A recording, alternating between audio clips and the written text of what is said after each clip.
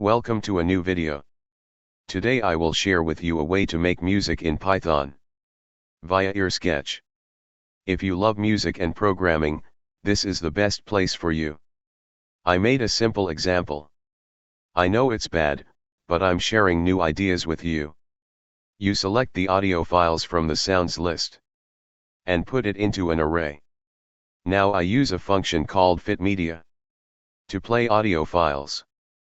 fitMedia take 4 parameters. Sound constant. Audio file to place on track, typically this is a constant from the sound browser. Track, integer. Track number to insert audio file onto. Start, float. Location within the track where the sound file will begin, e.g. 1 will start at the beginning of measure 1. End, float.